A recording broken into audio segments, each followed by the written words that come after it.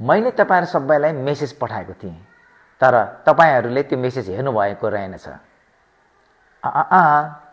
अहिले त्यो मेसेज नहेर्नु होला र यो भिडियोलाई अन्तिमसम्म हेर्नु होला। हामीहरु प्राय कतिपय कुराहरु मेसेजमा पठाएपछि आफ्नो काम सकियो भनेर भन्ठान्छौं, तर त्यो मेसेज सम्बन्धित व्यक्तिले पढेको छ कि छैन, पढिसकेपछि उनीहरुले त्यो मेसेजलाई राम्रोसँग बुझ्न सफल भयो कि भएन, त्यो कुरामा हामी त्यति हेक्का राख्दैनौं। कम्युनिकेसन भनेको एउटा पक्षले कुनै कुरा अर्को पक्षसम्म पुर्याउनु हो।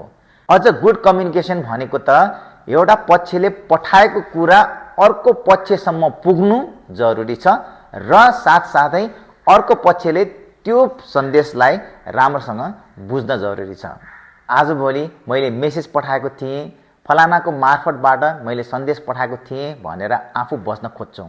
यसले कम्युनिकेसनमा मिसअन्डरस्ट्यान्डिङ क्रिएट गर्छ र आफ्नो उद्देश्य पूरा नहुन सक्छ। त्यसैले तपाई एउटा गुड कम्युनिकेसनको माध्यमबाट अरु कसैलाई सन्देश पुर्याउन खोज्दै हुनुहुन्छ भने सकेसम्म आफैले त्यो सन्देश सम्बन्धित व्यक्तिमा पुर्याउनुहोस् र यदि नसकेको खण्डमा तपाईले कसको मार्फतबाट सन्देश पठाउनु भएको त्यो जानकारी सम्बन्धित पक्षमा पुर्याउनुस्, अथवा चाहिँ तपाईले प्रयोग गर्नु भएको सन्देश वाहकलाई पनि पूरा भयो कि भएन भन्ने कुराको जानकारी लिनु होला। गुड कम्युनिकेसनले तपाईको कामलाई अझ सजिलो बनाउँछ र तपाईहरुको सम्बन्धलाई अझ सुमधुर बनाउँछ। यो भनाइ तपाईलाई कस्तो लाग्यो कमेन्टमा लेख्नु होला र तपाई गुड कम्युनिकेसन कतिको गर्नुहुन्छ त्यो विचार पनि पोख्नु होला।